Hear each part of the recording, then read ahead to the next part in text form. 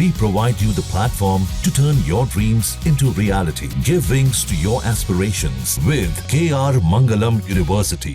बीरशेवा के इस अस्पताल में जो मिसाइल गिरी उससे 2000 करोड़ रुपए यानी लगभग 400 मिलियन डॉलर का नुकसान हुआ, लेकिन जान की हानि बेहद कम हुई, कैजुअलिटी बेहद कम हुई। इसके पीछे की जो तकनीक है वो है बॉन्कर बम शेल्टर जो नज़र आते हैं ऊपर, यहाँ से काफ़ी ऊपर जाकर के लगभग 2 स्टोरी बिल्डिंग की बात करें तो उसके ऊपर जाकर के ज़मीन की शुरुआत होती है। ज़मीन के हम अंदर आ गए हैं, लिहाजा जो एक पहली फैसिलिटी है वो तो आपको बेसमेंट होने की वजह से मिल ही जाएगी।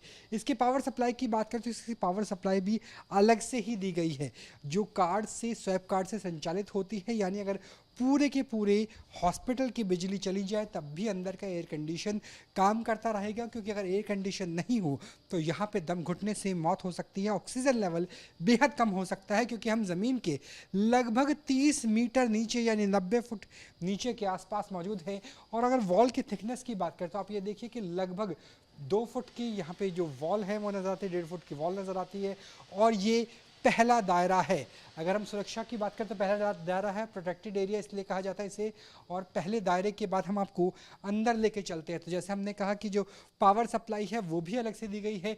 शाफ्ट आप देखिए कि यहीं से ही पूरी अंदर तक जा रही है।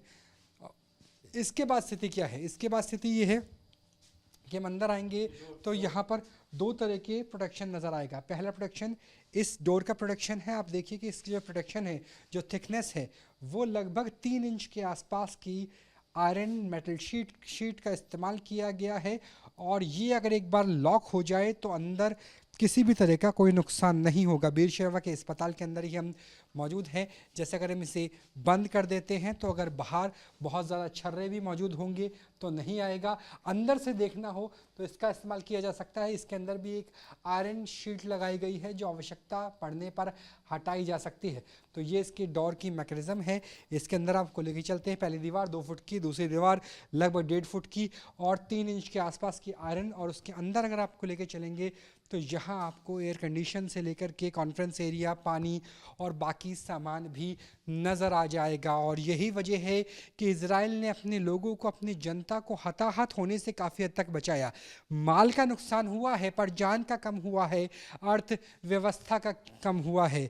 डिप्टी मैनेजिंग डायरेक्टर रॉय हमारे साथ बात करने के लिए, हम उनसे भी जानने की कोशिश करेंगे जो स्थिति यहाँ पर हुई। Mister Roy, doctor Roy, do you think it's a clear cut violation of Geneva convention what the Iran did, because they were targeting civilian infrastructure as well as the hospitals? Well, clearly yes. Relating and not relating to the Geneva Convention, we are talking about, we are a hospital, a civilian facility which is meant to treat patients, civilians, citizens of all countries, regardless of religion, regardless of gender, regardless of any other influence. And to be frank, there is no indication, no necessity and no reason to bomb a civilian facility as ours. I saw many Muslims, many Arabs who are there for the treatment. Do you think this hospital is pretty good secular? The treatment is available for all the caste, all the religion? Yes, so generally speaking in Israel there's HMOs. By law, every citizen of Israel, regardless of whether it's Muslim, Christian, or Jewish, will have an insurance and is entitled to get medical care in each of the facilities in Israel, HMOs and hospitals. And you can see it as we walked in the hospital. You saw many of our patients of Muslim religion, either Bedouins, Arabs.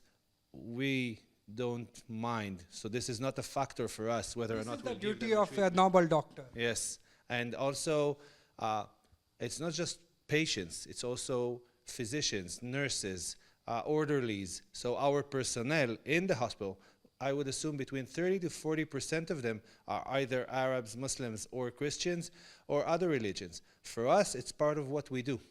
So we consider ourselves in a way an island of maybe sanity, or that will different. Promised land, as you call it. In a way, in terms of medical, in the medical aspect. So for us, what's going outside is not relevant. You come here, you need treatment, you will receive treatment.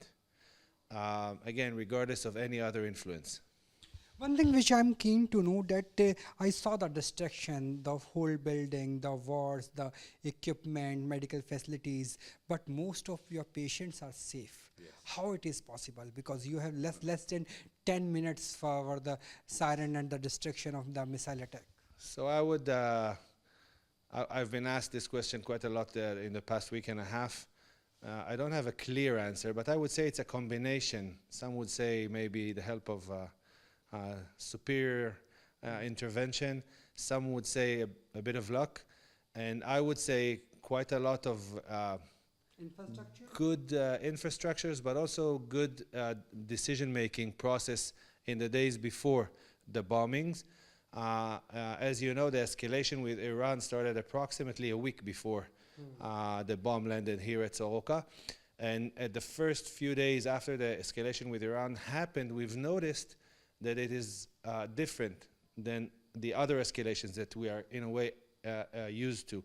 The magnitude of the bombing of civilian areas is something that we were not familiar with in the previous years, despite our vast More than experience. October 2023.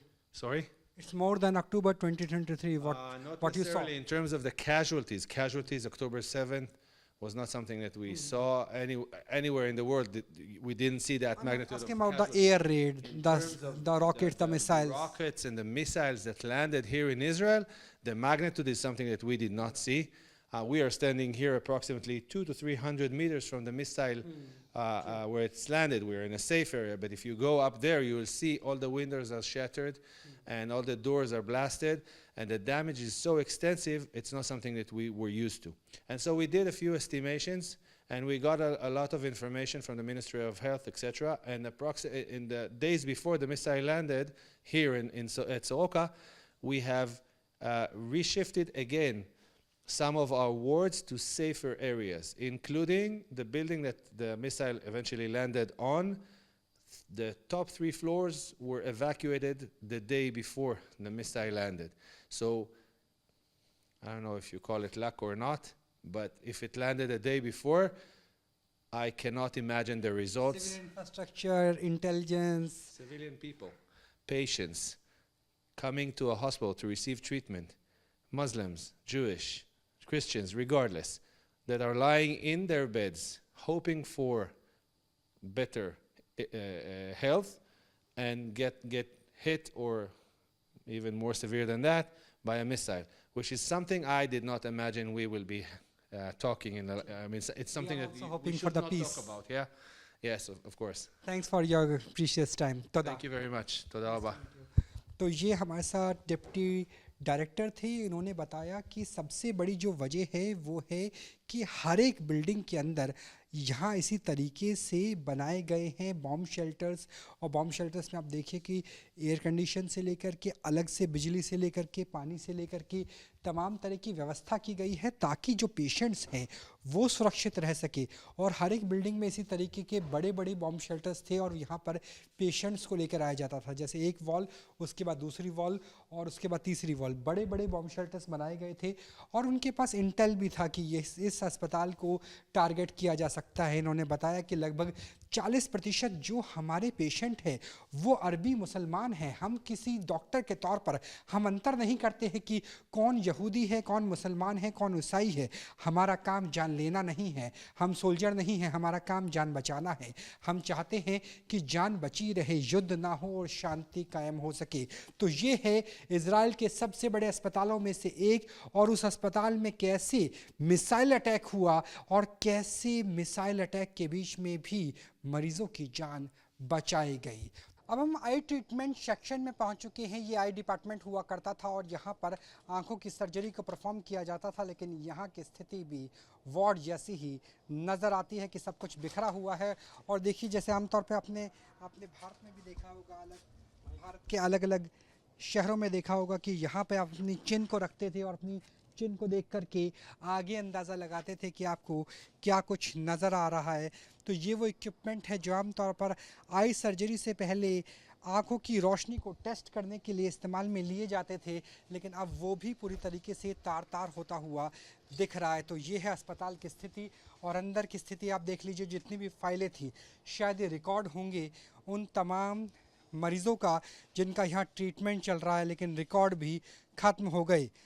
तो सोचिए जो hand written record हैं वो किस तरीके से बर्बाद हो जाते हैं। और ऐसा लग रहा होगा आपको कि हैंड रिकॉर्ड का तो अब ज़माना नहीं रहा, सब कुछ आपकी आईडी पर ही डिपेंड करता है। तो आईडी के लिए भी कंप्यूटर्स चाहिए और कंप्यूटर के हाल क्या होते हैं मैं चाहूँगा कि मेरे कैमरा सहयोगी बाहर आएँ और वो भी दिखाने की कोशिश करें कि आमतौर पर जिसे हम कहते थे कि डिजिटल रिकॉर्ड्स की बात करें, हमने आपको वो रिकॉर्ड दिखाए जो हैंड रिटन थे। डिजिटल रिकॉर्ड्स इन मशीनों में सेव किए जाते थे। इन मशीनों में जितने रिकॉर्ड थे, जितनी मेडिकल हिस्ट्री थी मरीज़ों की, वो मशीनें भी टूट चुकी है, बर्बाद हो चुकी है।